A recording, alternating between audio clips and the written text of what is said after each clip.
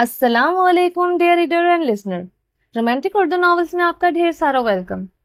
Lumps जुनून bye Zoya Ali Shah episode 7 लेकर हाजिर हुई हूँ। अगर आपने अभी तक मेरा चैनल सब्सक्राइब नहीं किया तो प्लीज सब्सक्राइब कर लें, लाइक एंड शेयर करें और अपनी राय कमेंट बॉक्स में लाजमी दें। चलें स्टार्ट करते हैं। जिसको वो एक्सेप्ट करने के लिए तैयार नहीं था, मगर इसका भरम बहुत जल्दी टूटने वाला था। मीरब ने गहरी नींद में हाथ उठाकर रोमान शाह के सीने पर रख दिया। आज इतने सालों बाद रोमान शाह का दिल एक बार फिर पूरी शिद्दत से धड़का था। रोमान शाह ने मीरब का हाथ पकड़कर अपने सीने से हटाकर आराम से बेड पर रख दिया। वो अपने दिल को फिर से इजाजत नहीं देना चाहता था कि किसी के नाम पर यूं धड़क सके। वो अपनी करवट दूसरी जानिब लेकर आंखें बंद करके सो गया। मीरब जो सोने की एक्टिंग कर रही थी, आहिस्ता से अपनी नम आंखें खोली। मीरब को रोमान शाह का अपने ऊपर से हाथ हटाना बुरा लगा। इसका नाजुक दिल टूट गया था। बेख्तियार छत की तरफ देखते हुए इसके लबों से दुआ निकली, ए अल्लाह, शाह के दिल में मेरी इतनी मोहब्बत पैदा कर दे कि एक दिन जिस तड़प से मैं खुद को शाह के पास ले जाना चाहती हूँ, इसी तड़प से शाह भी मेरी जानिब अपने कदम बढ़ाएं। मीरब ने हल्के से अपने लब हिलाते हुए अपने रब से ये दुआ की थी। इसे क्या खबर थी कि इसकी दुआ किसी के और के कानों तक भी पहुंच गई। मीरब रोमान शाह की तरफ से करवट बदलकर दूसरी जानिब करवट लेते हुए सो गई थी। मीरब बहुत गहरी नींद में सोती थी। हमेशा मीरब को इसकी माँ से डांट पड़ा करती थी कि लड़की, तुम तो गधे घोड़े बेचकर सोती हो, चाहे तुम्हें कोई घर से उठाकर ले जाए, तुम्हें तो तब भी पता न चले। आज इसकी इसी आदत से इसका किसी का बहुत फायदा होने वाला था। मीरब खुद तो गहरी नींद में सो गई थी, मगर रोमान शाह की आंखों से की नींद उड़ाकर सोई थी। वो काफी देर गहरी नींद सोती रही। रोमान शाह इसकी तरफ करवट लेते हुए सर को उठाकर देखा और रोमान शाह के हाथ न चाहते हुए भी मीरब की जानिब उठ रहे थे। वो सोते हुए बहुत खूबसूरत लग रही थी। रोमान शाह ने इसकी कमर में हाथ डालकर आहिस्ता से इसकी करवट अपनी जानिब की थी। मीरब गहरी नींद में थी। इसे कुछ नहीं पता था कि कब इसकी करवट बदलकर वो दुश्मन जान की तरफ कर चुका था। मीरब का चेहरा बिल्कुल रोमान शाह के सामने और बेहद नजदीक था। अब वो करीब से इसके गालों पर दिए हुए अपने निशान को देखकर अपनी अनाबे लोबों तले मुस्कुरा रहा था। मुस्कुराते हुए वो अपने निचले होंठों को इसने अपने दांतों तले दबा लिया। रोमान शाह बेख्तियार गहरी नींद में सोती हुई मीरब के चेहरे पर झुक गया और मीरब के गाल पर, जहां इसके जबड़े को सख्ती से पकड़ने के निशान थे, रोमान शाह ने वहां पर अपने लब रखकर बहुत जोर से चूमा। इसके लबों ने इतनी ज्यादती के साथ मीरब के गाल को चूमा था कि गहरी नींद में सोती हुई मीरब हल्का सा हिली थी। आखिर रोमान शाह के लबों का लम्स था तो मीरब महसूस कैसे न करती। रोमान शाह के लबों ने यह शर्फ पहली बार किसी को बख्शा था। रोमान शाह इसके करीब से करीब तर होता जा रहा था। रोमान शाह अपने दिल की सुनकर अपनी सोच के बरक्स मीरब के गले पर झुका और वहां पर अपने लबों के बहके हुए लम्स छोड़ रहा था। मीरब की शर्ट के गले को कांधे से साइड पर थोड़ा सा खिसकाते हुए वो अपने मुंह और जज्बातों के आगे घुटने टेक कर मीरब की गर्दन पर अपने लबों की तिश्तगी मिटाने लगा। मीरब की दूध जैसी गोरी रंगत रोमान शाह के दिल को और बहका रही थी।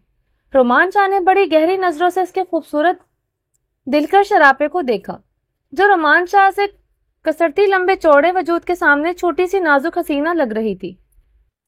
वो जितना मीरब के करीब हो रहा था, इतना ही खुद पर कंट्रोल खो रहा था। मीरब की गहरी नींद का रोमान शाह पर पूरा फायदा उठा रहा था। रोमान शाह इसके नाजुक से वजूद को देखकर मुस्कुराया। पागल लड़की, खुदा से दुआएं करके मेरे दिल में जो अपने लिए मोहब्बत के फूल खिला रही हो, अगर वो फूल पूरी तरह से खिल गए तो बहुत पछताओगी। अपनी मांगी हुई दुआओं पर तुम्हारी सांसें पी जाऊंगा। बहुत छोटी और नाजुक हो अभी, बेवकूफ लड़की, रोमान शाह की मोहब्बत को झेलने के काबिल नहीं हो।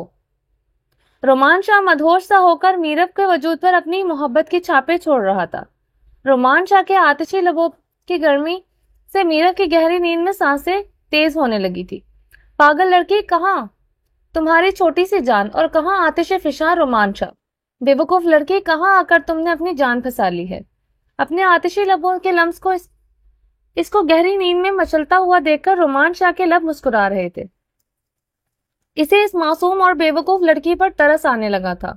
رومان شاہ نے پہلی بار اپنے دل میں یہ سوچا تھا کہ کیا یہ اتنی نفرت اور اس کے غصے کی مستحق ہے؟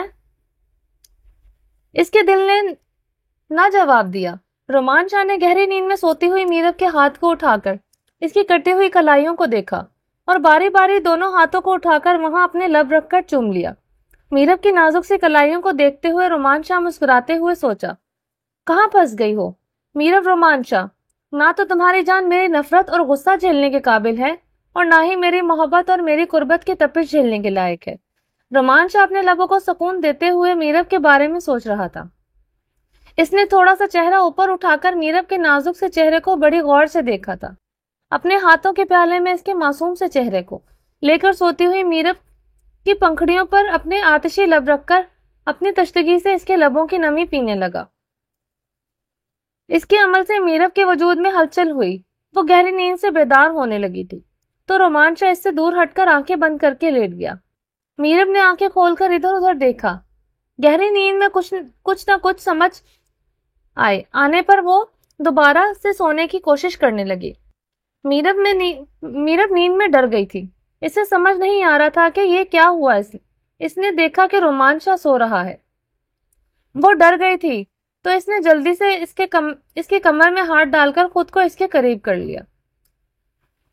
اس کے اس عمل سے رومان شاہ کے لب مسکرا رہے تھے۔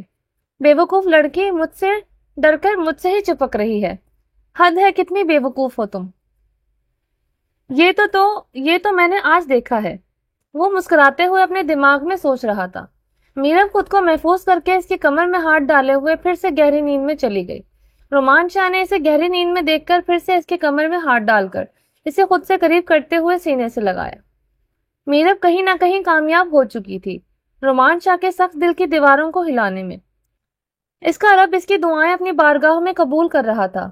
رومان شاہ کا دل پگھل رہا تھا میرب کے لیے۔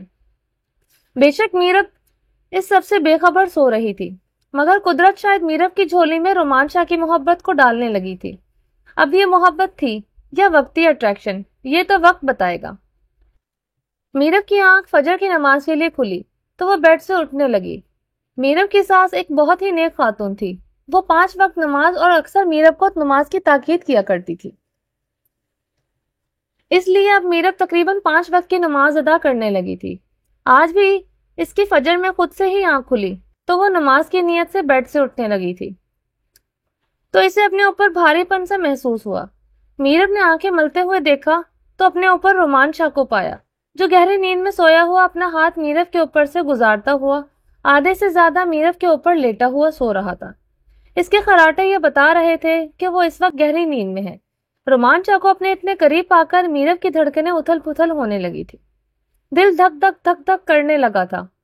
وہ بار بار اپنے خشک ہونٹوں پر زبان پھیر رہی تھی۔ رومان شاہ کی اتنی نزدیکی نے اس کا گلا تک خشک کر دیا تھا۔ اب میرب بی بی کو کیا پتا تھا کہ شاہ رات کو اس کی نیند کا کتنا فائدہ اٹھا کر سویا تھا۔ میرب نے آسمان کی طرف دیکھتے ہوئے سوچا کہ اللہ میاں، آپ نے میری دعا اتنی جلدی سن لی۔ میں نے رات کو دعا کی اور آپ نے فجر میں میری دعا قبول کر لی۔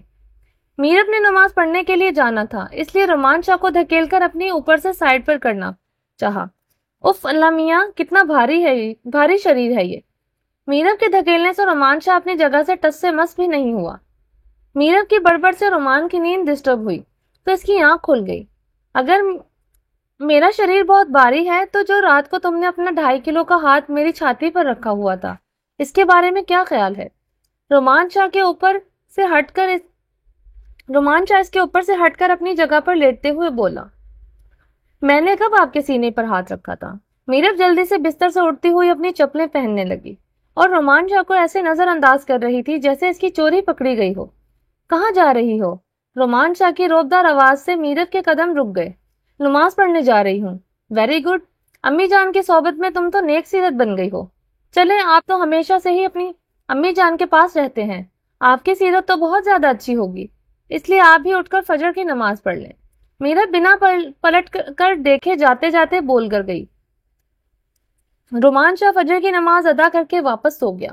سردیوں کے دن اور سردیوں کی راتوں میں بستر کا بھی اپنا مزہ ہوتا ہے۔ رومان شاہ کروٹ لے کر सोचता हुआ उठकर बैठ गया। वो बेड से उठकर बेड ग्राउंड से टेक लगाकर बैठा हुआ था। वो अपने मुंह पर हाथ रखकर जमाई लेता हुआ इसकी जानिब देख रहा था, जहां पर रात को मीरब इसके साथ चिपक कर सो रही थी।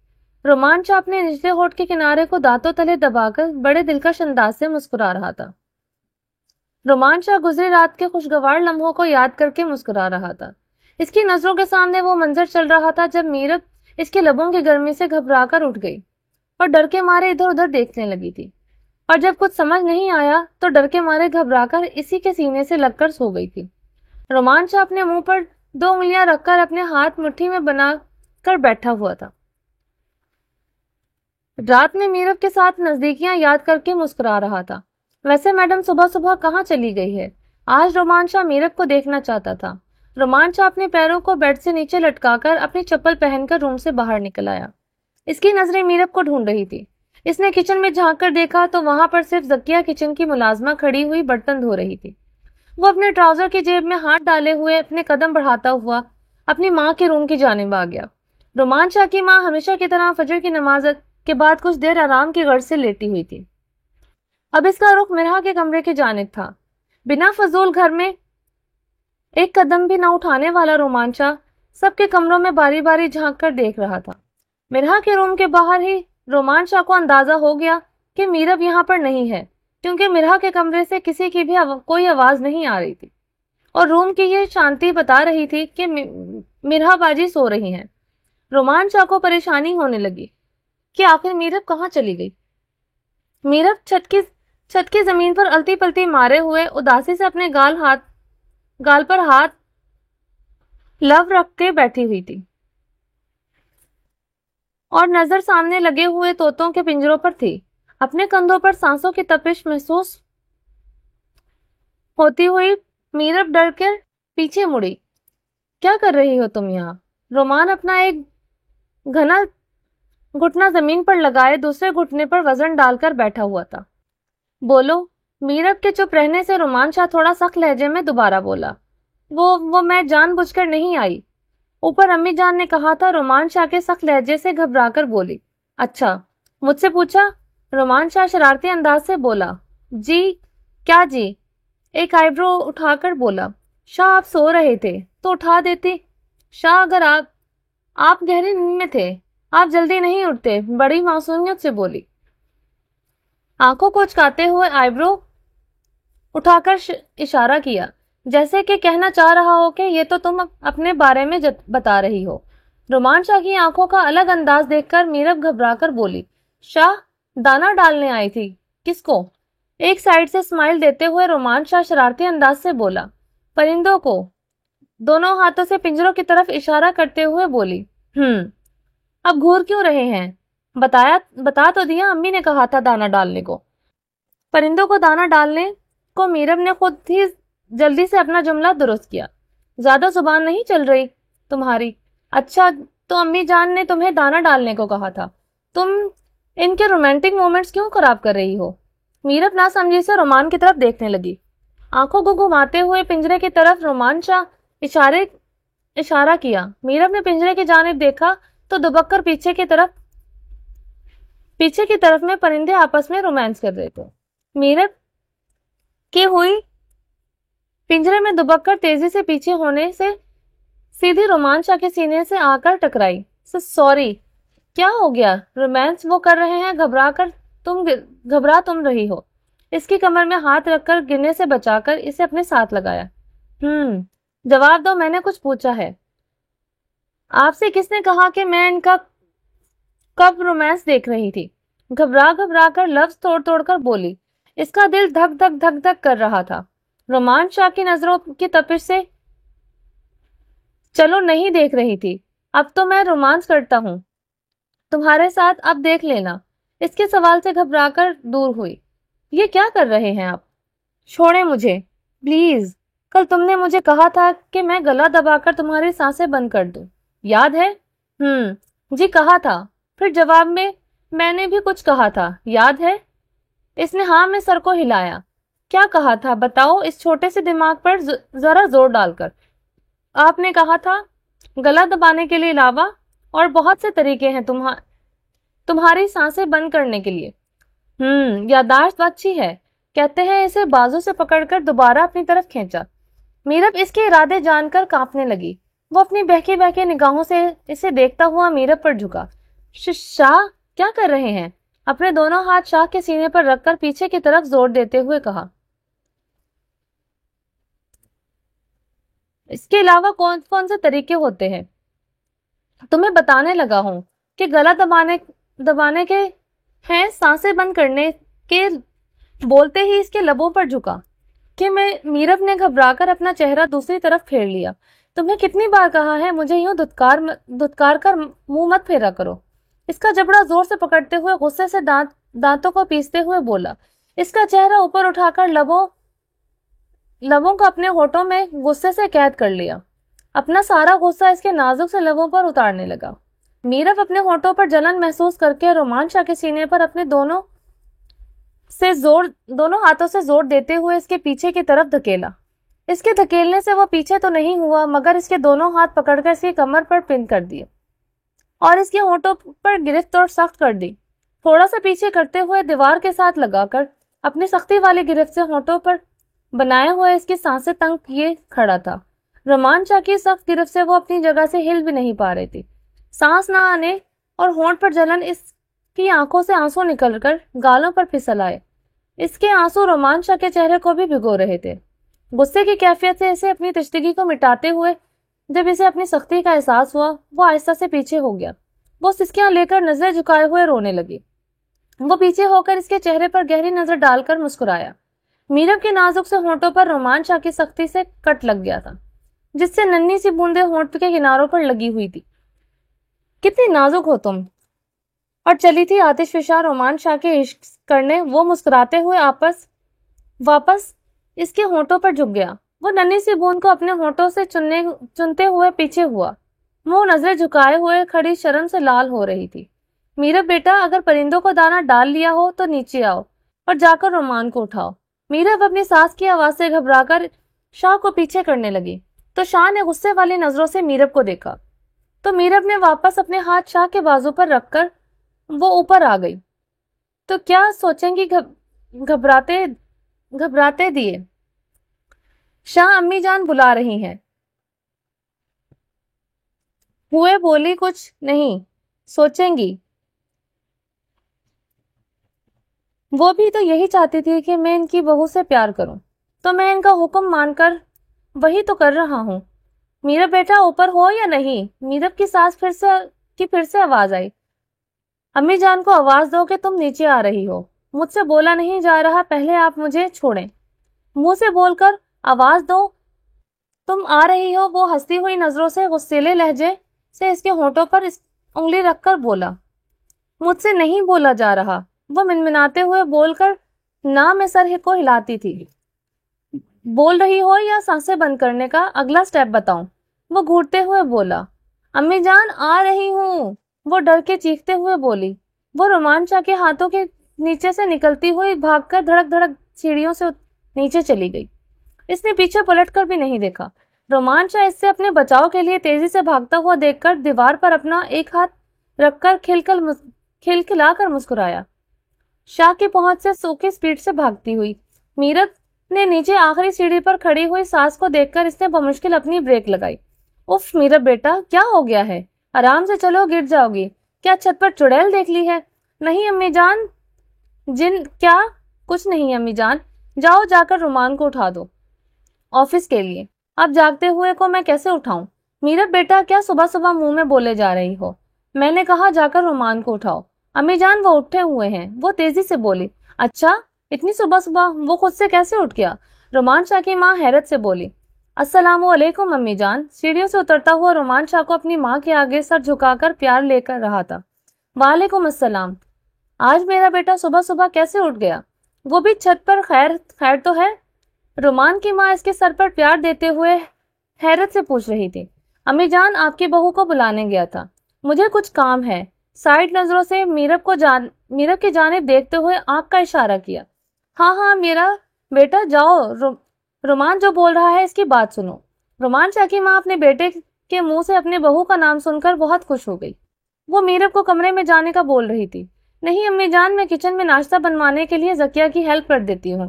وہ اپنی انگلی پر اپنے دوپٹے کے کونے کو لپیٹتے ہوئے کچن کی جانب تیزی سے قدم بڑھانے لگی۔ نہیں بیٹا، زکیہ خود ناشتہ بنا لے گی، تم جا کر رومان کو آفس کے لیے تیار کرواؤ۔ رومان شاہ اپنی ماں کو میرب سے بات کرتے ہوئے چھوڑ کر اپنے روم کی جانب قدم بڑھا گیا۔ میرب چور آنکھوں سے جاتے ہوئے رومان شاہ کی جانب دیکھ رہی تھی۔ رومان شاہ نے جاتے جاتے واپس پلٹ کر میرب کی جانب دیکھا اور آنکھ کے اشارے سے اسے روم میں آنے کو کہا۔ میرب رومان شاہ کے بدلے ہوئے تیور دیکھ کر بہت گھبرائی ہوئی تھی۔ میرب بیٹا جاؤ، دیکھو تو میرے اکڑو بیٹے کا دماغ کتنا ٹھیک ہو گیا ہے۔ وہ تمہیں خود اپنے کام کے لیے بول رہا ہے، پتہ نہیں دماغ ٹھیک ہو گیا ہے یا خراب۔ میرب اپنی ساس کی بات سن کر اپنے منہ میں من من کر رہی تھی۔ میرب بیٹا، تم میری بات سن رہی ہو یا نہیں؟ میرب کی اڑی ہوئی ہوائیاں اور منہ میں کرتی ہوئی من من سن کر رومان شاہ کی ماں نے میرب کو کاندھے سے ہلا کر مخاطب کیا۔ جی امی جان، سن رہی ہوں، اس نے ہڑبڑا کر جواب دیا۔ چلو پھر شاباش، جاؤ جا کر اپنے شوہر کی بات سنو، اسے کسی چیز کی ضرورت تو نہیں ہے، دیکھو جا کر۔ بیٹا، اپنے شوہر کے چھوٹے چھوٹے کام کرنے سے محبت بڑھتی ہے۔ میرب مجبوری کے مارے اپنی انگلی میں پر دوپٹے کے کونے کو لپیٹتی ہوئی چھوٹے چھوٹے قدم لے کر اپنے روم کی جانب جا رہی تھی۔ اس کو اس وقت رومان شاہ سے بہت ڈر لگ رہا تھا۔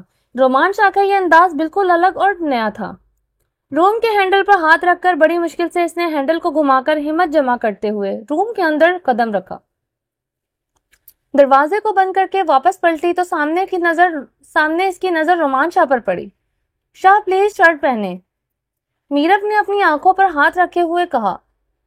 میں کیوں شرٹ پہنوں؟ دروازہ ناک کر کے آتے ہیں، تمہیں اتنا بھی نہیں پتا؟ وہ اپنی روبدار آواز میں بولا۔ آپ دروازہ اندر سے بلاک نہیں کر سکتے تھے؟ شرم تمہیں آ رہی ہے اور مجھے نہیں، میں دروازہ کیوں لاک کروں؟ وہ اپنے قدم میرب کی جانب بڑھاتا ہوا بولا۔ مجھے امی جان نے بھیجا ہے کہ آپ کو مجھ سے کوئی کام تو نہیں ہے؟ وہ گھبراہٹ سے کانپ رہی تھی۔ اسے کانپتے ہوئے شاہ نے دیکھ لیا تھا۔ اتنی گھبرائی ہوئی کیوں ہو؟ آپ پلیز شرٹ پہن لیں۔ اس کے قریب آتا دیکھ کر میرب کے ہاتھ اور بھی کانپنے لگے۔ وہ واپس دروازے کی جانب پلٹی۔ میرب، میرے شرٹ نہ پہننے سے تمہیں مسئلہ کیوں ہو رہا ہے؟ اس کے بازوں سے پکڑ کے اسے روکتے ہوئے بولا۔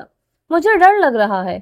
اب تو میں تمہیں ڈانٹ پہ نہیں رہا، پھر کیوں ڈر لگ رہا ہے؟ اس سے تو اچھا تھا کہ آپ مجھے ڈانٹ ہی لیا کریں۔ آپ کے اس روپ نے تو مجھے زیادہ ڈر لگ رہا ہے۔ رومان شاہ نے کاندھوں سے پکڑ کر اس سے اپنی جانب کیا۔ شاہ پلیز مجھے باہر جانے دے۔ کیوں؟ کہا تو ہے نا آپ سے ڈر لگ رہا ہے۔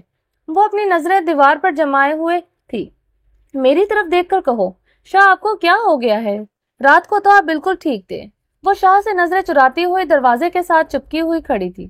شاہ نے اس کی دونوں طرف دروازوں پر ہاتھ رکھے ہوئے تھے۔ خود کو تھوڑا مضبوط بناؤ میرب، رومان شاہ تمہاری جان مجھے سہنے کے لیے زیرو ہے۔ جی۔ رومان شاہ اس کی حالت دیکھ کر مسکراتے ہوئے اس کی انداز میں بولا۔ جی بولا؟ اور کیا کہہ رہی تھی تم کہ میں رات کو بالکل ٹھیک تھا؟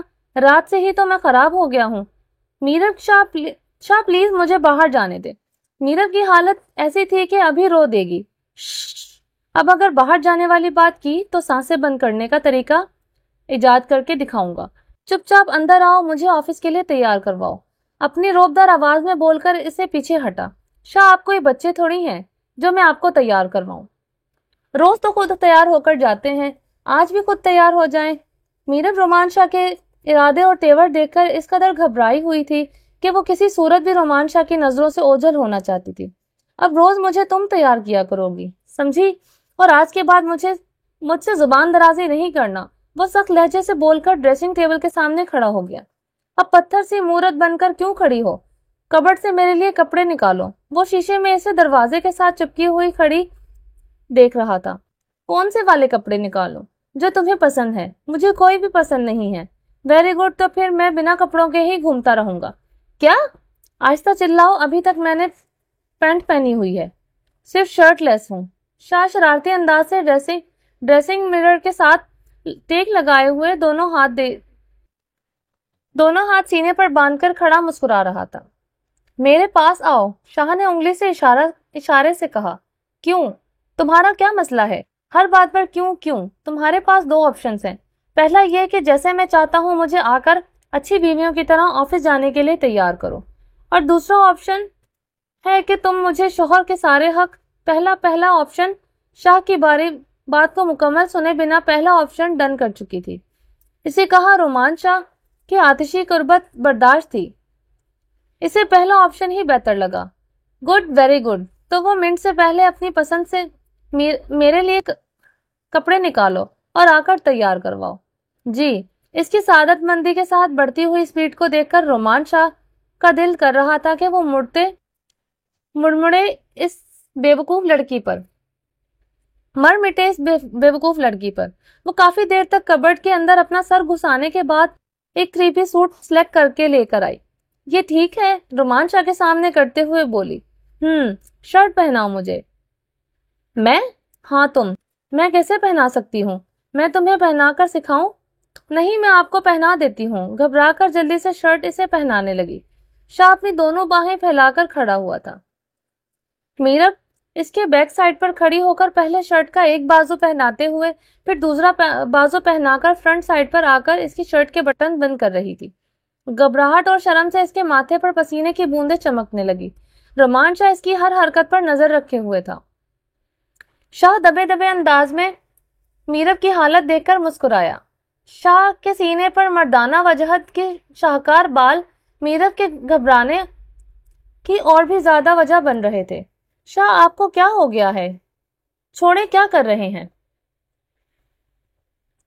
رومان شاہ اس کی کمر پر اپنے دونوں ہاتھ رکھ کر اس کے قریب کیا تو میرب نے گھبرا کر اس کے چنگل سے نکلنا چاہا. جتنا چھوڑنا تھا چھوڑ چکا ہوں، اب میرے خیال سے پاس آنے کا وقت ہے. وہ اسے اپنی باہوں میں کسے ہوئے کھڑا تھا. شاہ، آپ کیا بول رہے ہیں؟ مجھے کچھ سمجھ نہیں آ رہا. کھا پی کر اپنی جان ٹھیک کرو. بہت ویک ہو میری قربت کو برداشت کرنے کے لیے. اب شاہ سے عشق کیا ہے تو اس کے عشق کو سہنے کے لیے خود کو قابل تو بناؤ. میرے خیال سے میں نے بہت صاف الفاظ میں تمہیں سمجھا دیا ہے.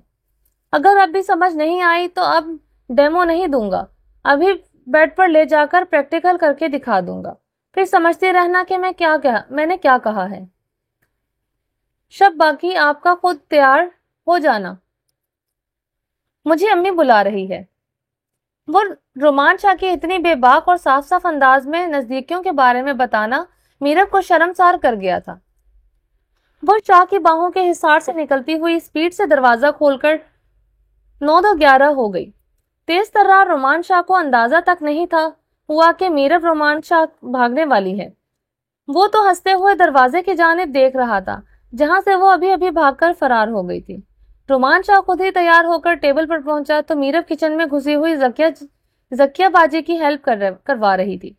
رومان شاہ کی ماں نے کتنی بار میرب کو آواز دے کر کہا کہ رومان کے ساتھ آ کر ناشتہ کھاؤ، مگر میرب میں ہمت نہیں تھی کہ وہ رومان شاہ کی نظروں کا سامنا کر سکے. اس لیے وہ بہانے پہ بہانے بناتی ہوئی کچن میں ہی کھڑی رہی. زکیہ کچن سے باہر آئی تو رومان شاہ کی ماں نے اسے کسی کام پر اپنے روم میں بھیج دیا.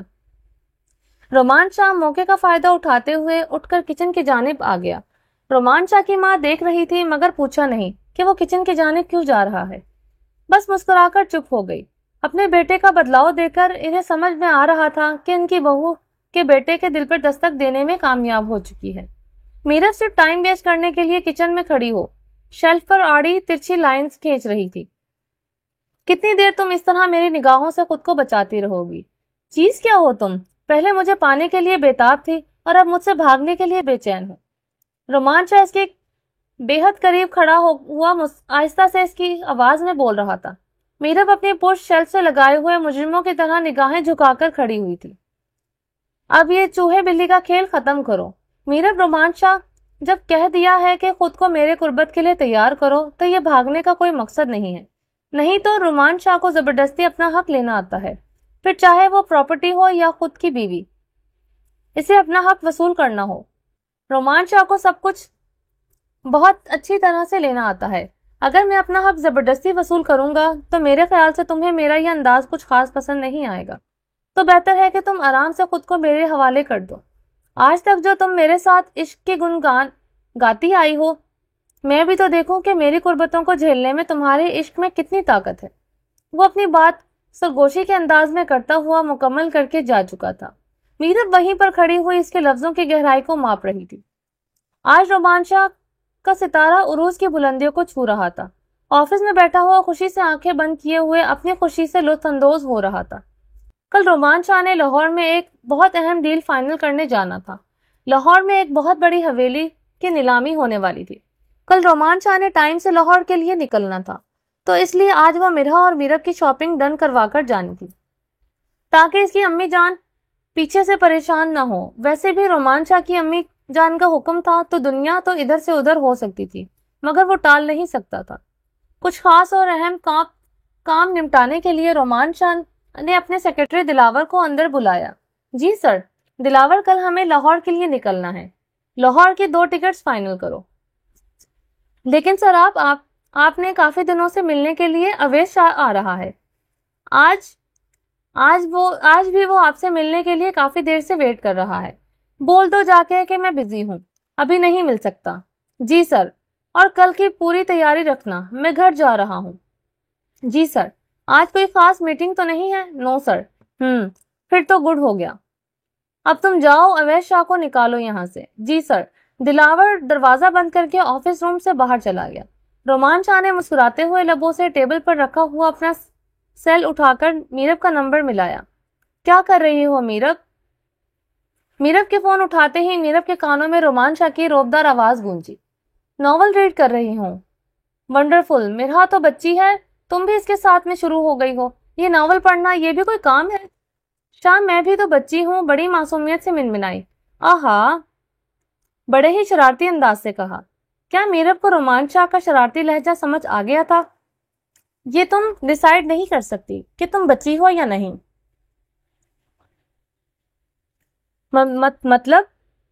مطلب یہ کہ کسی رات میں تمہیں اس کا مطلب اچھے سے سمجھاؤں گا۔ شاہ، آپ مجھے کنفیوز کر رہے ہیں۔ رومانچا کو میرب کا شرمایا ہوا چہرہ اور جھکی ہوئی نظریں نظر آ رہی تھی۔ چلو چھوڑو، مجھے یہ بتاؤ، ناول میں ایسا کیا ہوتا ہے جو تم لوگ اتنا خوش ہو کر ریڈ کرتی ہو؟ مجھے بھی تو پتا چلے۔ شاہ، اس میں زندگی کی حقیقت ہوتی ہے، اپنی مرضی کی امیجنیشن کی دنیا ہوتی ہے۔ کیا اس میں یہی ہوتا ہے؟ کوئی کردار نہیں؟ رومانچا میرب کی معصوم سی باتیں سننا چاہتا تھا، اس لیے بات کو کھینچا۔ نہیں شاہ، اس میں روڈ ہیرو اور انوسینٹ لڑکی ہوتی ہے۔ انوسینٹ تمہارے جیسی؟ ہاں، اور ہیرو آپ کے جیسا، میرب کے بلش کرتے ہوئے کھلکھلا کر بولی۔ تو پھر انٹرسٹنگ ہوگا۔ اور کیا ہوتا ہے؟ اس میں بہت کیوٹ اور رومانٹک مومنٹس ہوتے ہیں، اور کپلز کا آپس میں بہت سارا رومانس۔ کیا بتاؤ کیا سننا چاہتا ہوں؟ شاہ، اللہ حافظ۔ میرب نے ٹک کر کے فون بند کیا۔ بنا شاہ کی بات سنے شاہ نے پھر سے میرب کا نمبر ڈائل کیا، مگر میرب نے رومانچا کی سوچ کے مطابق فون ریسیو نہیں کیا۔ رومانچا نے ہنستے ہوئے میسج ٹائپ کیا، اگر شرما لیا ہو تو ریڈی ہو جاؤ، اور مرہا سے بھی جا کر بولو میں پک کرنے آ رہا ہوں شاپنگ کے لیے۔ اوکے، میرب کا فوراً رپلائی آیا۔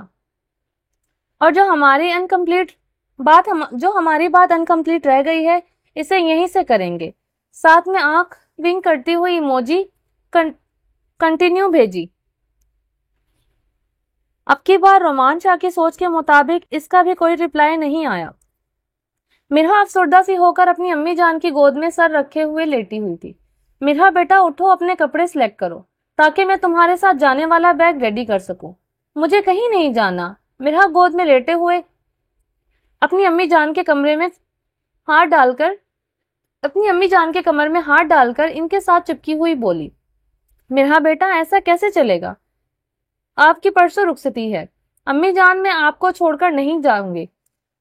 بیٹا، میرب بھی تو اپنی امی ابو کو اور بھائی کو چھوڑ کر آئی ہے، وہ ہمارے ساتھ کتنی خوشی رہ رہی ہے۔ امی جان، میں بھی چھوٹی ہوں، مرہا نے معصومیت سے اپنی امی جان کے گلے میں باہیں ڈالتے ہوئے کہا۔ بیٹا، میرب بھی تو آپ سے 2 سال چھوٹی ہے، وہ بھی تو رخصت ہو کر ہمارے گھر آئی ہے۔ تمہارے بھائی کا تو مزاج دیکھو کتنا سخت اور غصے والا ہے، پھر بھی وہ بچی کبھی اف تک نہیں کرتی۔ مگر تم تو اس معاملے میں خوش قسمت ہو، شامیر کتنا پیار کرتا ہے تم سے، اور اس کا لہجہ بھی تمہارے لیے بھائی کی نسبت سے بہت سافٹ ہے۔ ان کے پیار سے ہی تو ڈر لگتا ہے۔ میرا دماغ میں سوچی، میرا یہاں پر ہو؟ تمہیں پورے گھر میں ڈھونڈ کر آئی ہوں. شاہ ہم دونوں کو شاپنگ کے لیے لینے آ رہے ہیں، تم ریڈی ہو جاؤ. میرب مرہا کو ڈھونڈتی ہوئی اپنی ساس کے روم میں آئی. ہاں ہاں بیٹا اٹھو، جلدی جاؤ. شاباش رومان، تمہیں پتا ہے تھوڑا جلد باز ہے، وہ اتنی دیر انتظار نہیں کرے گا. امی مجھے نہیں جانا، میرے سر میں درد ہے. بیٹا تم اٹھو، میں تمہارے لیے چائے بنوا دیتی ہوں. تم پین کلر کھا کر چلی جانا. مرہا کی ماں بیڈ سے نیچے اتر کر چپلے پہن کر بولی. میرا بیٹا آپ بھی جاؤ، چائے پیو، آپ کے لیے بھی بنوا دو. جی امی جان، تم دونوں جانے کے لیے تیار ہو جاؤ، میں چائے بنواتی ہوں. بولتی ہوئی کچن کی جانب چلی گئی. بھابھی مجھے نہیں جانا، سچ میں میرے سر میں درد ہے، آپ چلی جائیں، آپ ہی میری شاپنگ کر لینا. میرا ایسے کیسے میں اپنی پسند سے تمہاری شادی کی شاپنگ کر لوں؟ یار تم چلو ساتھ میں اپنی پسند سے اپنی شاپنگ کرنا. بھابھی آپ کی چوائس بھی تو اتنی اچھی ہے، آپ اپنی پسند سے لے کر آنا. میرا میں تمہارے بھائی کے ساتھ اکیلی نہیں جاؤں گی. کیوں؟ جیسے کہ تمہیں تو پتا ہے نا کہ تمہارا بھائی کیسا ہے. میرب مرہا کے پاس بیٹھ پر بیٹھتے ہوئے بولی. میرے بھائی بہت اچھے ہیں. مرہا نے اپنے بھائی کی طرف داری کی. بھائی کی چمچی، میرے بھائی بھی بہت اچھے ہیں. بالکل بھی اچھے نہیں ہیں. کیوں، ایسا کیا کیا ہے بھائی نے؟ میرب نے شرارتی انداز سے پوچھا. وہ میری اتنی جلدی رخصتی کروا رہے ہیں. ہاں تو تمہارے بھائی نے بھی تو میری رخصتی تم سے پہلے کروا لی تھی. اس میں ایسا کیا ہے؟ بھابھی آپ نے اپنے بھائی کو دیکھا ہے، کتنے بڑے ہیں. میڈم آپ نے بھی اپنے بھائی کو غور سے نہیں دیکھا، آپ کے بھائی بھی بھابھی سے اتنے بڑے ہیں. میرب نے مرہا سے بھی بڑی باہیں پھیلا کر کہا. مرہا بیٹا کتنی دیر ہے آپ لوگوں کو؟ رومانچا کی آواز نے دونوں چونکی. بھائی بس 5 منٹ میں ریڈی ہو کے آتی ہوں. ٹھیک ہے جلدی آؤ، امی جان تم لوگوں کو چائے کے لیے بلا رہی ہیں، اور تم میرے ساتھ آؤ، مجھے تم سے کچھ کام ہے. آنکھ کا اشارہ کرتے ہوئے میرب سے پہلے روم سے نکل گیا. میرب گھبراتے ہوئے رومانچا کے پیچھے پیچھے چلتی ہوئی روم کے اندر داخل ہوئی. اب بتاؤ کتنا بڑا ہوں میں؟ کیا بول رہی تھی تم؟ روم کے اندر آتے ہی شاہ نے اپنے پیچھے آتی ہوئی میرب کو ہاتھ سے پکڑ کر اپنی طرف کیا اور روم کے دروازے پر اپنا ایک ہاتھ رکھ کر دروازہ بند کرتے ہوئے میرب کی پشت کو دروازے کے ساتھ لگایا. اپنی ماں کے کمرے میں آتے ہوئے میرب یہ جملے رومانچا سن چکا تھا. بولو کتنا بڑا ہوں، بتاؤ مجھے. شاہ اس کے اوپر جھکتے ہوئے بول رہا تھا. شاہ مجھے کیا پتا، میں نے کبھی گنا ہی نہیں کہ آپ مجھ سے کتنے سال بڑے ہیں. اوہو ایسے نہیں، جس طرح مرہا کو بتا رہی تھی ویسے بتاؤ. شرارتی انداز سے بولا. آپ مجھ سے بہت بڑے ہیں. ہاتھوں کو بتاؤ کتنا. میرب نے نظر جھکائے ہوئے تھوڑے ہاتھ پھیلا کر کہا. اتنا نہ، کم ہے، مرہا کو تم نے زیادہ بتایا تھا. اتنا بتاؤ میں. اب میرب مزید اپنی باہیں پھیلا کر بول دی. اتنا. اب غصے والی نظروں سے شاہ نے میرب کی جانب دیکھا. میرب نے فون سے پہلے پوری باہیں پھیلا کر کہا. اتنے بڑے ہیں آپ مجھ سے؟ جب تم نے مجھ سے عشق کیا تھا تب تو کیوں نہیں سوچا کہ تمہارا شاہ تم سے اتنا بڑا ہے؟ اپنے لفظوں پر زور دیتے ہوئے خماردار لہجے میں کہا. شاہ اس کمر پر ہاتھ باندھ کر اس نے اپنے قریب کر کے اس کی دھڑکنوں کو تیز ہونے کی وجہ بن رہا تھا. شاہ پلیز. تب آپ کو اتنا قریب آ کر نہیں دیکھا تھا، اس لیے وہ اٹک اٹک کر بول رہی تھی. اب تو دیکھ لو، اب تو میں منع بھی نہیں کروں گا. وہ خماری والے لہجے سے بولتا ہوا اس کے بالوں میں منہ چھپانے لگا. شاہ ہم پلیز چھوڑے، مجھے شاپنگ کے لیے جانا ہے. میرب رومانچا کے سانسوں کی گرمی سے گھبرا گئی تھی. شاپنگ پر بھی تمہیں میرے ساتھ ہی جانا ہے؟ پہلے مجھے یہ پتا لگانے دو کہ میں تم سے کتنا بڑا ہوں. رومانچا کے ہاتھوں کی سختیاں اور لبوں کے لمس بڑھنے لگے تھے. وہ میرب کو اپنے ساتھ لباس کی طرح اپنے ساتھ چپکائے ہوئے تھا، اس کی سانسوں کو تنگ کیے کھڑا تھا. رومانچا کو میرب کی قربت مسرور کر رہی تھی. میرب اس کی باہوں میں جکڑی ہوئی اس کی سانسوں کی تپش کو سہتی ہوئی باہوں میں مچل رہی تھی. اس کی تیز سانسوں کو دیکھ کر شاہ نے اپنا چہرہ اٹھایا. وہ مسکرا رہا تھا. سچ میں تم میرے سامنے بہت چھوٹی ہو.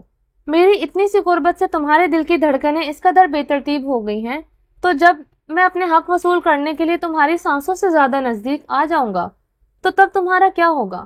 وہ مسکراتے ہوئے خماری سے بولا۔ اب کچھ بولو گی نہیں؟ میرب کو نظر جھکائے ہوئے شرم سے لال گلابی ہوتے دیکھ رہا تھا۔ نہیں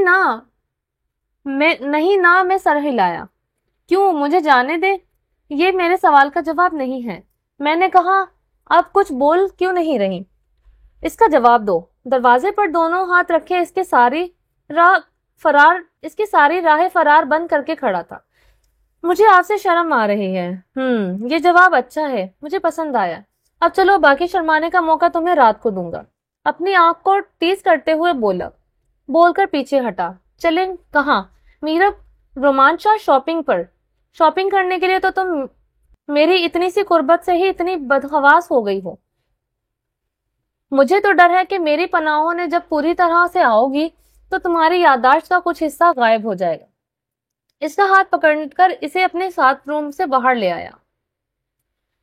ہاں جی، سب اوکے ہو گیا ہے، چلیں؟ رومانچا نے میرب اور میرا کی شاپنگ مکمل ہو کے دیکھ کر پوچھا۔ جی بس کل آ کر میرا کا لہنگا پک کرنا ہوگا، ابھی کچھ فنکشنز باقی ہیں، کچھ فنیشنگ باقی ہے، اور میرا کی جیولری لینی ہے۔ میرب نے بہت سمجھدار انداز سے جواب دیا۔ مگر کل تو مجھے اپنی ایک ضروری میٹنگ کے لیے لاہور جانا ہے، تو پھر ہم لہنگا کیسے پک کریں گے؟ لہنگا ڈرائیور لے جائے گا، تم لوگ فی الحال آؤ میرے ساتھ جیولری سلیکٹ کرو، رومانچا نے میرب کی طرف دیکھتے ہوئے کہا۔ رومانچا نے میرا کو بہترین شاپنگ کروائی تھی، کہیں پر بھی پیسوں کی کمی نہیں ہونے دی تھی، ہر چیز بہتر سے بہترین لی گئی تھی۔ اب گولڈ کی جیولری دیکھی جا رہی تھی۔ میرا کے لیے رومانچا نے میرا کے لیے بہت بھاری 6 گولڈ کے سیٹ سلیکٹ کیے تھے، اور ساتھ میں گولڈ کے کنگن اور کچھ الگ سے پہننے کے لیے رنگز بھی سلیکٹ کی گئی۔ تم نے اپنے لیے کچھ نہیں لیا؟ رومانچا جیولری کی دکان پر بیٹھا ہوا اپنی کرسی سے پیچھے ہو کر میرب کی طرف دیکھتے ہوئے بولا۔ نہیں، میرے پاس سب کچھ ہے، وہ سب کچھ پرانا ہے، اپنے لیے نیا لو۔ میم کو بیسٹ جیولری دکھائیے۔ جی سر۔ جیولری بوائے نے بہت سارے باکس میز میرب کے آگے رکھے ہوئے۔ دیکھو ان میں سے کچھ پسند کرو، رومانچا نے اپنے ہاتھ سے میرب کے آگے ایک ایک کر کے باکس رکھتے ہوئے کہا۔ مجھے کچھ سمجھ نہیں آ رہا کہ کیا لوں۔ یہ لے لو، مجھے کافی پسند آ رہا ہے۔ رومانچا نے گلے میں پہننے والے خوبصورت لاکٹ چین پر ہاتھ رکھا۔ میرب نے ہاں میں سر کو ہلا کر ڈن کیا۔ اور کچھ چاہیے؟ رومانچا نے اپنی روبدار آواز میں میرب کی جانب دیکھتے ہوئے پوچھا۔ نہیں، چلیں، کچھ نہیں چاہیے۔ رومانچا نے شاپنگ کے بعد اپنے ڈرائیور کو کال ملائی، اسے اوپر آنے کو کہا تھا۔ ڈرائیور سارے شاپنگ بیگ اٹھا کر گاڑی میں رکھنے کے لیے لے گیا۔ رومانچا نے مرہا اور میرب کو کھانے کا تو کہا تو دونوں کافی بھوک لگی تھی۔ دونوں نے ہاں میں جواب دیا۔ شاہ دونوں کو اپنے ساتھ لیتا ہوا مال کے کیفیٹیریا میں آ گیا۔ آرڈر کرو تم لوگ، میں ذرا کال پہ بات کر کے آتا ہوں۔ رومانچا نے ان کو ٹیبل پر بٹھا کر آرڈر بک کی طرف اشارہ کرتے ہوئے آرڈر کرنے کے لیے کہا۔ وہ ان سے تھوڑا دور کھڑا ہو کر کال سن رہا تھا، مگر ان کی جانب تھی۔ وہ اس کے چہرے کی خوشی یہ بتا رہی تھی کہ بات بہت ہی کوئی خاص ہے۔ تم لوگ جلدی سے کھانا کھاؤ، مجھے لاہور کے لیے آج ہی نکلنا ہوگا، کیونکہ آج کی ٹکٹ کنفرم ہوئی ہے۔ رومانچا نے سامنے پیزا، چپس اور اپنی پسندیدہ چیز رکھی ہوئی میرب اور میرا کے سر پر بم پھوڑا۔ مگر بھائی، آپ کو تو کل جانا تھا۔ بچے، ٹکٹ آج ہی کنفرم ہوئی ہے تو مجھے آج ہی جانا ہوگا، کیونکہ کام بہت ضروری ہے، اور تم اپنا منہ مت لٹکاؤ، میں کل رات کو واپس آ جاؤں گا۔ میرا لٹکا ہوا چہرہ دیکھ کر رومانچا نے اپنی بہن کے سر پر ہاتھ رکھ کر شفقت سے کہا۔ رومانچا نے ایک نظر میرب کی جانب بھی دیکھا۔ اس کے جانے کی خبر سے اس کا بھی چہرہ اتر گیا تھا، مگر اس کے اترے ہوئے چہرے کو دیکھ کر رومانچا کے دل کو کہیں نہ کہیں کچھ اچھا لگ رہا تھا کہ کوئی اس کے جانے سے اس قدر اداس ہو رہا ہے۔ میرب کے چہرے کی اداسی رومانچا کے دل کو سکون دے رہی تھی۔ شاہ، جلدی آئیے گا۔ کیوں؟ رومانچا اپنے کف کے بٹن بند کرتے ہوئے میرر کے سامنے کھڑا بالکل سپاٹ سے لہجے میں بولا۔ آپ کے بنا گھر اچھا نہیں لگتا۔ کیوں اچھا نہیں لگتا؟ شاہ پلیز خود ہی سمجھ جائے نا۔ میرب اپنی نظروں کو جھکائے ہوئے اپنے ہاتھوں پر نظر جما کر کھڑی تھی۔ اداسی سے اور شرم سے لال ہوتی ہوئی میرب کی نیچرل خوبصورتی رومانچا کے دل کو بہکا رہی تھی۔ وہ سامنے ڈریسنگ کے میرر سے میرب پر اپنے نظر جمائے ہوئے بڑے لاپرواہ سے انداز سے لاہور جانے کے لیے تیار ہو رہا تھا۔ میں بن بولے کیسے سمجھوں؟ تم منہ سے کچھ بولو گی تو پتا چلے گا نا کہ تم کیا کہنا چاہتی ہو۔ ویسے تو شاہ کو دنیا جہان کی باتیں سمجھ میں آ جاتی ہیں، جو نہ بولا جائے وہ بھی ان کو سمجھ میں آ جاتا ہے، مگر اب بول رہی ہو آپ کے گھر جانے سے گھر اچھا نہیں لگتا، تو اس کا مطلب کوئی تو 5 سالہ کا بچہ بھی سمجھ جائے گا، مگر شاہ کی موٹی بدھی میں اتنی سی بات نہیں آ رہی۔ ویسے بہت بڑے بزنس مین اور سمجھدار بنتے ہیں، حالانکہ مطلب صاف تھا کہ میں ان کو بہت مس کروں گی۔ میرا غصے سے اپنی نظریں دیوار پر جمائے ہوئے اپنے دماغ میں سوچ کر اپنے چہرے کے زاویے اوپر نیچے کر رہی تھی۔ میرر میں اس کی حرکتیں دیکھ کر رومان شاہ مسکرا رہا تھا۔ میرب سب ڈن ہو گیا ہے، کچھ رہ تو نہیں گیا؟ رومان شاہ اپنا بیگ چیک کر کے بیگ کو ہینڈل سے پکڑ کر اپنے روم سے باہر نکل آیا۔ شاہ کتنے روڈ ہیں آپ، کم سے کم جاتے ہوئے بندہ سلام دعا ہی کر لیتا ہے۔ میرب شاہ کے پیچھے پیچھے چلتے ہوئے اپنے منہ کے زاویے بدلتی ہوئی سوچتی آ رہی تھی۔ آہا، کہاں گم ہو؟ رومان شاہ جان بوجھ کر میرب سے آگے چلتا ہوا ایک دم سے رکا۔ وہ اس کی بے خیالی کو دیکھ رہا تھا۔ بے خیالی میں میرب آگے چلتے ہوئے رومان شاہ کو رکے ہوئے نہ دیکھنے کی وجہ سے سیدھی جا کر اس کی پشت سے ٹکرائی، اور اب وہ اپنا ماتھا پکڑ کر کھڑی ہوئی، رومان شاہ کی ایک طرف ایک ٹک دیکھ رہی تھی۔ خیریت ہے؟ تمہاری بدحواسیاں مجھے سمجھ نہیں آ رہی۔ شاہ اس کی طرف اپنا رخ کرتے ہوئے ایک آئی برو اٹھا کر روبدار آواز میں بولا، ویسے بڑا آپ کو میرے دل کی بات سمجھ آ رہی ہے کیا؟ کچھ نہیں، ایک بار واپس آ لینے دو، اس کے بعد تمہاری یہ بڑبڑاہٹ ہمیشہ کے لیے بند کر دو۔ وہ سخت لہجے سے کہتا ہوا اپنی ماں کے روم کی جانب بڑھا، جہاں پر اس کی ماں صوفے پر بیٹھی ہوئی تسبیح پڑھ رہی تھی۔ ٹھیک ہے امی جان، پھر میں چلتا ہوں، آپ ذرا مسکرا کر میری جانب دیکھیں، آپ سے وعدہ کیا ہے کہ میں کل ٹائم سے گھر پر پہنچ جاؤں گا، تو پھر آپ کا موڈ خراب کیوں ہے؟ رومان صاحب اپنی ماں کے پاس بیٹھتے ہوئے ان کے پاؤں دبانے لگا۔ رومان، تمہیں پتا ہے کہ کل مرحا کا مایوں ہے، پھر بھی تم جا رہے ہو؟ میرے 2 ہی تو بچے ہیں جن کی شادیاں میں بہت دھوم دھام سے کرنا چاہتی تھی، تم نے اپنی مرضی سے بالکل سادگی سے رخصتی کروا لی، اب ولیمہ بھی کرنے کے لیے تم فی الحال تیار نہیں ہو، اب مرحا کی شادی میں بہت اچھی طرح کرنا چاہتی ہوں، اور تم یہاں پر نہیں ہوگے تو یہ سب نہیں ہو سکے گا۔ رومان شاہ کی ماں اپنی ناراضگی جتاتے ہوئے اپنا چہرہ ایک سائڈ پر کر کے بیٹھ گئی۔ میری پیاری امی جان، آپ جیسا چاہتی ہیں شادی ویسی ہی ہوگی، اور میں کہیں پر کوئی کمی بھی نہیں آنے دوں گا۔ آپ میری اتنی سی بات سمجھیں کہ اگر جانا بہت ضروری ہوگا تو اسی لیے میں جا رہا ہوں، مگر کل رات میں آپ کے پاس ہر صورت پہنچ جاؤں گا، یہ وعدہ ہے آپ کے بیٹے کا اپنی ماں سے۔ اپنی ماں کے چہرے پر ہاتھ رکھ کر اوپر کرتے ہوئے ان کی ناراضگی دور کرنے کی کوشش کر رہا تھا۔ امی جان، اب آپ مسکرا کر رخصت کریں اپنی دعاؤں کے ساتھ۔ رومان شاہ صوفے سے اٹھ کر کھڑا ہو گیا۔ رومان شاہ کی ماں نے اپنے بیٹے کی بات کا یقین کرتے ہوئے محبت سے گلے لگا کر ماتھا چومتے ہوئے بہت ساری دعاؤں سے اپنے بیٹے کو رخصت کیا۔ مرحا، آپ نے اپنا اور امی جان کا دھیان رکھنا ہے، میں کل انشاءاللہ آپ لوگوں کے پاس ہر صورت پہنچ جاؤں گا۔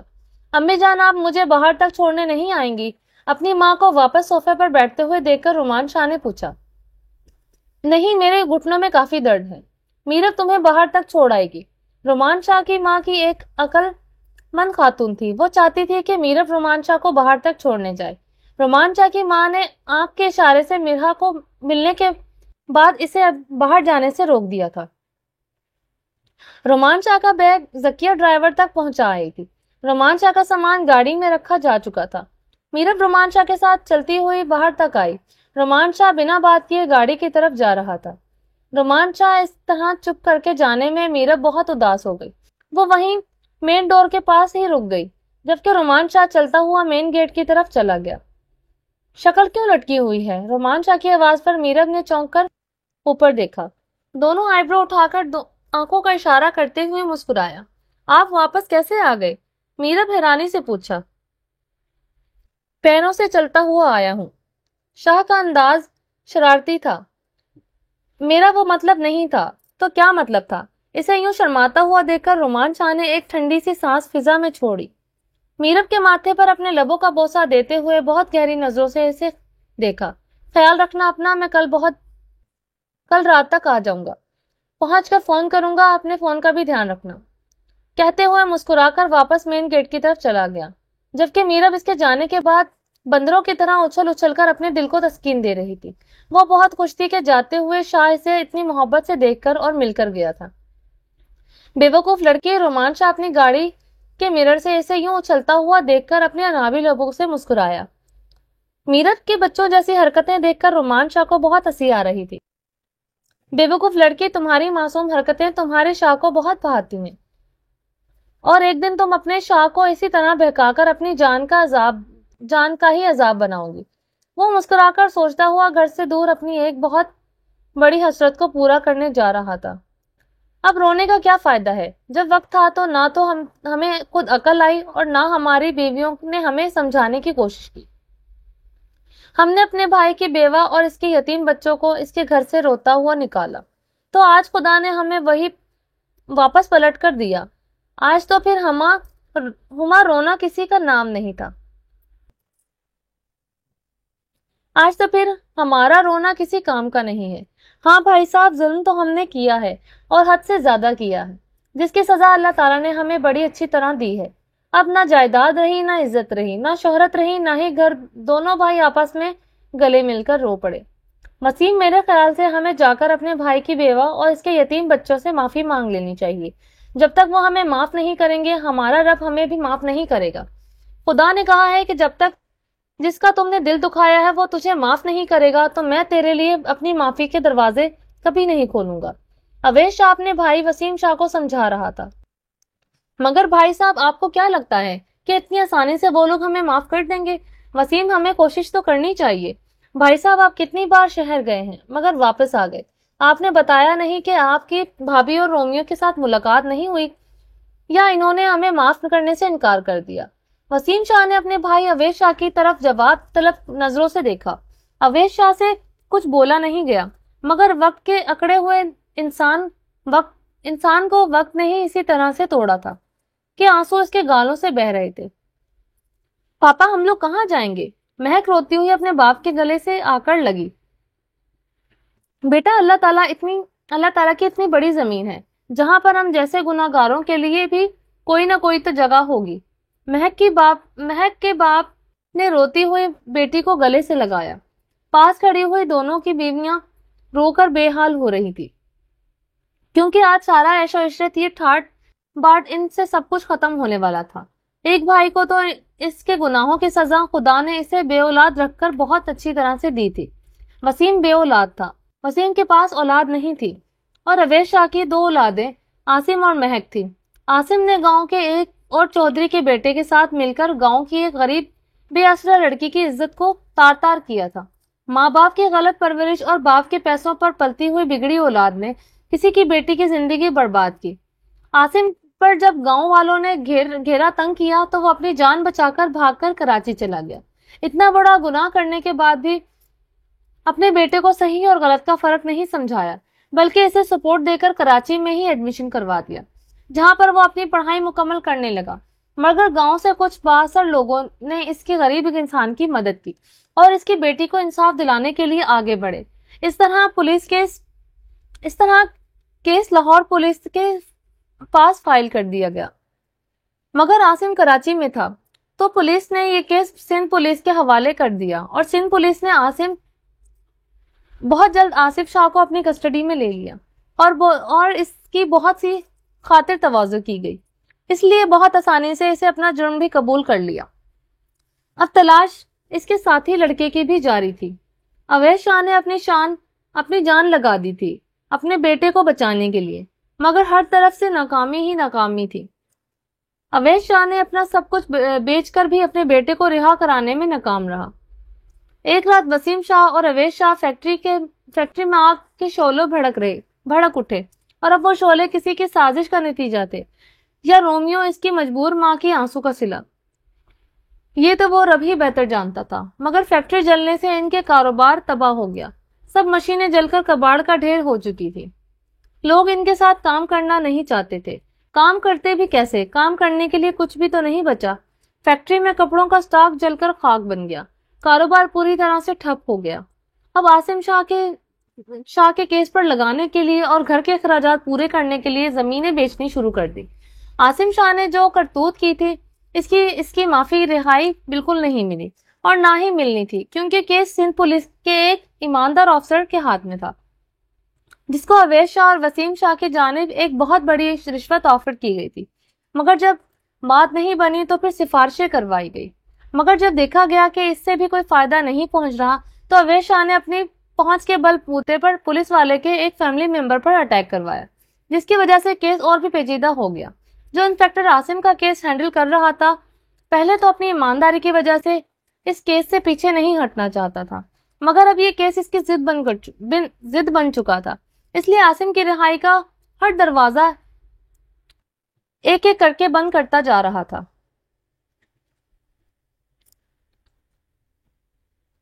اور ادھر حالات بد سے بدتر ہوتے جا رہے تھے۔ اب نوبت یہاں تک آن پہنچی تھی کہ گھر کی بڑی حویلی کی نیلامی ہو رہی تھی۔ مہک اور عاصم کا باپ اس وقت ایک بہت بڑی بیماری سے لڑ رہا تھا، جس کا علاج بہت مہنگا اور بہت طویل تھا، مگر ان کے پاس علاج کے لیے پیسے تک نہیں تھے۔ آج ان کا آخری سرمایہ ان کی حویلی، جن پر وہ کبھی ناگ بن کر بیٹھے ہوئے تھے، اور اس حویلی سے مظلوم بھائی اور بیوہ اور یتیم بچوں کو روتے ہوئے نکالا تھا۔ آج وہ حویلی کسی اور کی ملکیت بننے جا رہی تھی۔ سچ کہتے ہیں، وقت پلٹتے دیر نہیں لگتی۔ کل خود کو راجا مہاراجا سمجھتے تھے، آج وہ فقیر بن کر کھڑے ہوئے تھے، اپنے گھر کی نیلامی ہوتے ہوئے اپنی روتی آنکھوں سے دیکھ رہے تھے۔ بس ایک سائن کی دوری رہ گئی تھی۔ مثال بالکل سوٹ بیٹھتی تھی۔ جڑے توڑ دے نال دل برباد ہون گے، آج کسے نو روایا کل آپ رون گے۔ تشریح: جو توڑتے ہیں دوسروں کا دل، وہ بھی ایک دن برباد ہوں گے۔ آج کسی کو رلا رہے ہیں، کل کے وقت وہ کسی سے خود روئیں گے۔ پر یہاں پر شعر یہ واضح کر کے بتایا کہ کسی کو رلانے والا کبھی خود سے سکون نہیں رہ سکتے۔ جس طرح آج رومیو کے تایا، چچا اور مہک عاصم، ان کی بیویاں، سب رومیو اور اس کی مجبوریوں کے آنسوں کی قیمت چکا رہے تھے۔ مہک جو عیش و عشرت سے دیکھ کر اپنے ماموں کے بیٹے سے شادی کی، وہاں پر اس کو روپیہ پیسہ تو ملا، مگر شوہر کی نظر میں وہ عزت نہیں ملی جو ایک بیوی کو ملنی چاہیے تھی۔ نہ کبھی اپنے شوہر کی نظروں میں وہ محبت دیکھ سکی جو ہمیشہ رومیو کی آنکھوں میں اس نے اپنے لیے نظر آتی تھی۔ دونوں کی آپس میں انبن اور نہ ملتے ہوئے مزاجوں کی بنا پر شادی زیادہ عرصہ تک نہیں چل سکی۔ 6 مہینے بعد ہی مہک کی طلاق لے کر واپس اپنے مائکے آ کر بیٹھ گئی۔ مہک کی طلاق ہونے کے بعد مہک کے ننیال والوں نے بھی تعلقات کافی خراب ہو چکے تھے، اس لیے اب یہ لوگ ان سے بھی مدد نہیں مانگ سکتے تھے۔ آج اویس شاہ اپنی ہر گناہ کے لیے اپنے رب کے آگے شرمندہ تھا۔ اکلوتی بیٹی گھر واپس آ کر بیٹھ گئی تھی، بیٹا جیل میں سڑ رہا تھا، گھر نیلام ہو رہا تھا، خود ایک خطرناک بیماری سے جوجھ رہا تھا۔ بے شک اللہ کی لاٹھی بے آواز ہے، جب پڑتی ہے تو بڑے بڑے ترم خان بھی سیدھے ہو جاتے ہیں۔ آج ان کے حالات دیکھ کر ان سب کو یہ کہاوت بہت اچھی طرح سے سمجھ آ گئی تھی کہ مت پیسے کے غرور میں کسی کے ساتھ برا مت کرو، کسی کو اتنی ہی اذیت دو جتنی خود کے لیے برداشت کر سکتے ہو۔ آج کے وقت مارے ہوئے کھڑے اپنے ہی حویلی کی نیلامی ہوتے ہوئے دیکھ رہے تھے۔ 1 کروڑ 50، 1 کروڑ 500 کروڑ، 600 کروڑ، 600 کروڑ، 5 کروڑ،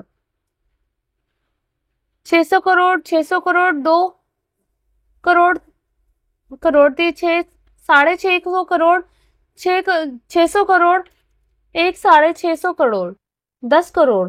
نیلامی اس کی بولی کے تالیوں کی گونج اٹھی تھی، اور نیلامی کرنے والا مالک اٹھ کر خوشی سے ڈیل ڈن کرنے ہی والا تھا کہ کسی کی بڑھتی ہوئی نیلامی کی رقم نے آواز نے اسے روک دیا۔ 15 کروڑ، 15 کروڑ 1، 15 کروڑ 2، 20 کروڑ۔ نیلامی اس کی رقم سے اب کوئی آواز دوبارہ نہیں ابھری تھی۔ نیلامی میں بیٹھے ہوئے لوگ اتنی بڑی رقم سے آگے بولی نہیں بڑھانا چاہ رہے تھے۔ 20 کروڑ 1، 20 کروڑ 2، 20 کروڑ 3، اور یہ حویلی 20 کروڑ نیلامی میں ڈن کی جاتی ہے۔ مائک والے نے اونچی آواز میں سب کو آگاہی کرتے ہوئے کہا، مبارک ہو دلاور صاحب، یہ شاندار حویلی اور اس کے اندر کی خوبصورت چیزیں سب آپ کی ہوئی۔ آپ یہاں پر سائن کر دیں تاکہ ہم حویلی کے پیپر آپ کے حوالے کر سکیں۔ نہیں، سائن اس حویلی کے مالک خود آ کر کریں گے۔ تو سر، آپ مالک نہیں ہیں؟ جی نہیں، بس میں 2 منٹ کا ٹائم دیجیے، وہ ابھی پہنچتے ہی ہوں گے۔ لیجیے، آ گئے حویلی کے اصل مالک، میں تو صرف ان کی طرف سے بولی لگا رہا تھا۔ مالک تو یہ ہیں۔ دلاور خان کے ہاتھ سے اشارہ کرتے ہوئے اپنی نظریں باہری راستے کی جانب کی۔ دلاور خان کے ہاتھ کے اشارے کی جانب سب نے ہی دیکھا، جن میں گھر کے ممبران اور نیلامی میں آئے ہوئے تھے سب لوگ بھی شامل تھے۔ آنے والے اس کی پرسنالٹی دیکھ کر سب کی نظریں کر اٹھی۔ اس کی خوبصورت پرسنالٹی دیکھنے والوں کی نظریں پر اپنی چھاپ چھوڑ رہی تھی۔ اس کا گورا رنگ کالے سوٹ میں 14ویں کا چاند کی مانند چمک رہا تھا۔ بلیک کلر کے برانڈڈ کرتا شلوار پہنے ہوئے، کاندھوں پر اسکن کلر کی گرم شال ڈال کر اکڑی ہوئی مغرور چال سے چلتا ہوا آ رہا تھا۔ نظریں سامنے اپنی منزل پر مرکوز کیے ہوئے تھا۔ شال کو گلے میں ڈال کر اس نے دونوں کانر سامنے کی طرف لٹکتے تھے، جس سے اس کی پرسنالٹی اور بھی جاذب نظر لگ رہی تھی۔ کرتے کے بازو فولڈ کیے ہوئے تھے، جس سے اس کے مردانہ بازو واضح نظر آ رہے تھے۔ خوبصورت کلائیوں پر گہرے مردانہ بال اس کے مردانہ شخصیت کو اور بھی نکھار رہے تھے۔ اس نے ہاتھ میں خوبصورت بلیک ایپل کی ریسٹ واچ پہنی ہوئی تھی۔ ایسا لگ رہا تھا کہ گھڑی کی شوبھا بڑھ گئی ہے۔ پہننے والے کے ہاتھ میں جا کر پرو میکس آئی فون 15 کر ہاتھ میں پکڑا ہوا صاف ظاہر ہو رہا تھا۔ آنے والے کے پاس پیسے کی کمی نہیں تھی۔ پیروں پر برانڈڈ شوز پہنے ہوئے تھے، جس سے وہ اپنی مردانہ وجاہت کے ساتھ چلتا ہوا، خوبصورتی کے ساتھ قدم بڑھاتا ہوا نیلامی کے مائک سٹیج تک پہنچا تھا۔ وہ اسی طرح سے گزر کر سٹیج تک پہنچا تھا کہ جیسے ہی ارد گرد کوئی بھی نہ کھڑا ہو۔ آنکھوں پر لگے ہوئے دھوپ سے بچنے والے چشمے کی وجہ سے اس کی شخص کی آنکھوں کی گہرائیوں کو دیکھنے سے لوگ قاصر تھے۔ یہ لیجیے سر، یہاں سائن کر دیں۔ اس آدمی نے فائل کے آگے کرتے ہوئے پین پکڑایا۔ سر، آپ کو حویلی بہت بہت مبارک ہو۔ سائن ہونے کے بعد اب یہ خوبصورت 2 ایکڑ رقبے پر پھیلی ہوئی عالیشان حویلی رومان شاہ کی ولد تبریز شاہ کی ہو چکی تھی۔ آج رومان شاہ اور رومیو اس حویلی کا مالک تھا، جہاں سے ایک دن اسے بےعزتی کر کے اسی کے حصے دستبردار کر کے نکال دیا گیا تھا۔ رومان شاہ کو دیکھ کر مہک کی آنکھیں پھٹی کی پھٹی رہ گئی۔ جس رومیو کو کبھی اس نے غریب اور گھر کا نوکر کہہ کر دھتکارا تھا، آج وہ رومان شاہ بن کر واپس لوٹا تھا۔ مہک کا اپنی قسمت پر رونے کو دل کر رہا تھا۔ خوبصورتی میں وہ تو کبھی بھی کم نہیں تھا، مگر وقت، جوانی اور پیسے نے اسے اس قدر نکھار دیا تھا کہ مہک کی نظر نہیں ہٹ رہی تھی۔ رومان شاہ سے یہ رومیو ہے نا؟ بے اختیار مہک کی ماں کے لبوں سے نکلا۔ نہیں، یہ رومان شاہ ہے۔ رومیو وہ تھا جس کی ہمارے پاس کھڑے ہونے کی اوقات نہیں تھی، اور یہ رومان شاہ ہے جس کے پاس کھڑے ہونے کے لیے ہماری اوقات نہیں ہے۔ رومان شاہ کا تایا بڑی حسرت اور فخر کی نگاہوں سے رومان شاہ کی جانب دیکھ رہا تھا۔ آپ کو پتا ہے کہ رومیو اتنا قابل ہو گیا ہے؟ کیا آپ یہ بات جانتے تھے؟ مہک کی ماں نے بڑے تجسس بھری نظروں سے دیکھتے ہوئے مہک کے والد سے پوچھا۔ ہاں، پتا تھا، پھر ہمیں کیوں نہیں بتایا؟ جان کر تم لوگ کیا کر لیتے؟ رومیو اور اس کی ماں سے معافی مانگتے۔ میں نے کوشش کی تھی، مگر ہمارے ماضی کے گناہ اتنے زیادہ تھے کہ رومیو ہم سے نہیں ملنا چاہتا۔ میں جب بھی عاصم کے سلسلے میں کراچی جاتا، باہر رومیو کے آفس جا کر رومیو سے ملنے کی کوشش کرتا، مگر ہر بار اس نے ملنے سے انکار کر دیا۔ میں تو ایسے ہی تم لوگوں کو کیا بتاتا؟ مہک کا والد مہک کی ماں اور باقی سب کو بتا رہا تھا۔ پاپا، اس نے تو ہماری طرف نظر بھر کر دیکھا بھی نہیں۔ وہ تو ایسے گزر کے گیا جیسے ہم وہاں پر اس کو نظر ہی نہ آئے ہوں۔ مہک اور اس کی ماں اویس شاہ کے شکوے کر رہی تھی۔ بیٹا، ہم لوگوں نے جو ان کے ساتھ کیا ہے، اس کے بعد بھی اس کا ایسا ریئیکٹ کرنا بنتا ہے۔ مہک اور اس کی ماں چپ ہو گئی، کیونکہ حقیقت یہی تھی جو اویس شاہ ان کو دکھا رہا تھا۔ منہا، تم جلدی سے یہ لہنگا اور چولی ٹرائل روم میں جا کر چیک کر لو، تاکہ گھر جا کر کوئی پرابلم نہ آئے۔ اور یار، جلدی چیک کرنا، ہمیں جلدی گھر پہنچنا ہے، اور جا کر تمہیں مائیوں کے لیے تیاری بھی کرنی ہے۔ اگر شاہ آ گئے تو بہت ناراض ہوں گے ہمارے اس طرح اکیلا ڈرائیور کے ساتھ آنے پر۔ تمہیں پتا ہے کہ شاہ اس کو ڈرائیور کے ساتھ ہمارا آنا بالکل پسند نہیں۔ میرب اور مرہا جو ڈرائیور کے ساتھ مال میں آئی ہوئی تھی، ویسے تو امی جان کی اجازت سے آئی ہوئی تھی، مگر وہ رومان شاہ کو یہ پسند نہیں تھا کہ وہ دونوں اس طرح اکیلی ہی ڈرائیور کے ساتھ گھومتی پھرے۔ اس لیے میرب کی تو اب ڈر سے جان نکلی ہوئی تھی۔ بھابھی بھائی نے رات کو آنا ہے، ابھی ان کے آنے میں بہت ٹائم ہے۔ میرب کو اتنا گھبرا کر تیز تیز بولتے ہوئے دیکھ کر مرہا میرب کو تسلی دے رہی تھی۔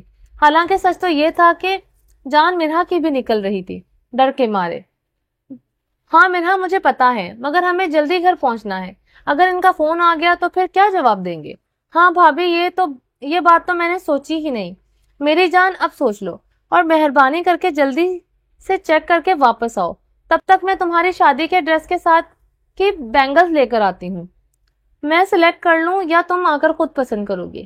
میرب نے جاتے ہوئے پلٹ کر پوچھا، نہیں نہیں آپ خود ہی پسند کر لینا، میں تب تک یہ ٹرائی کر کے آتی ہوں۔ مرحا اپنا لہنگا اور چولی لے کر ٹرائل روم میں اندر چلی گئی۔ مرحا مرر کے سامنے کھڑی ہوئی نظریں نیچے جھکا کر بہت غور سے اپنا لہنگا دیکھ رہی تھی، جس پر بہت ہی خوبصورت موتیوں کے ساتھ چھوٹے چھوٹے نقشی اور کورے کے ٹکڑے لگا کر کام کیا ہوا تھا۔ ریڈ لہنگے پر گولڈن کام بہت ہی اٹھ رہا تھا۔ مرحا ٹرائل روم میں آ کر بہت ہی اداس ہو کر اپنی شادی والا ڈریس چیک کر رہی تھی۔ وہ پورا ڈریس پہن کر مرر کے سامنے کھڑے ہو کر خود کو دیکھ رہی تھی۔ وہ رف سے چہرے میں بھی دلہن کا لباس پہنے ہوئے بہت خوبصورت لگ رہی تھی۔ وہ اپنے لہنگے کو کام کو دیکھ کر اس قدر مگن تھی کہ اسے احساس نہیں ہوا کہ کوئی کب اس کے اتنے پاس آ کر اس کی حرکت کو اپنی نظروں سے دیکھ رہا تھا۔ اسے احساس ہوا تو اس وقت ہوا جب اس نے اپنے مضبوط بازوں سے اسے اپنے گھیرے میں لے کر کسا تھا۔ چپ، میں ہوں شامیر، پاگل لڑکی۔ مرحا ڈر سے آنکھیں باہر آنے کو تھی۔ اگر شامیر وقت پر اس کے منہ پر ہاتھ نہ رکھتا تو مرحا نے پورا مال اکٹھا کر لینا تھا۔ میم آپ ٹھیک ہیں؟ مرحا کی چیخنے کی آواز سے مال گرل باہر کھڑی ہوئی مرحا کے مخاطب ہو کر پوچھ رہی تھی۔ مرحا کے منہ پر شامیر نے اپنے ہاتھ رکھا ہوا تھا، مرحا کی پشت پر اپنا سینہ لگائے ہوئے، ایک ہاتھ اس کے پیٹ پر باندھ کر اور دوسرا اس کے منہ پر رکھے ہوئے تھا۔ آواز دو اسے، کہو تم ٹھیک ہو۔ شامیر نے آہستہ سے مرحا کے کان میں سرگوشی کی۔ مرحا نے ہاتھ پر ہاتھ رکھ کر اشارہ کیا کہ یہ ہٹاؤ گے تو کہوں گی۔ اوہو جلدی بولو، اس کو کہو یہاں سے جائے۔ آپ یہاں پر کرنے کیا آئے ہیں؟ میری چھوٹی سی پولیس انسپیکٹر، میری انویسٹیگیشن بعد میں کر لینا، پہلے جو باہر کھڑی ہے اس کو بولو کہ جائے۔ میم آپ کی آواز نہیں آ رہی، کیا میں اندر آؤں؟ نہیں آپ جائیں، میں ٹھیک ہوں، مگر میم آپ کی چیخ سے تو بالکل نہیں لگ رہا کہ آپ ٹھیک ہیں۔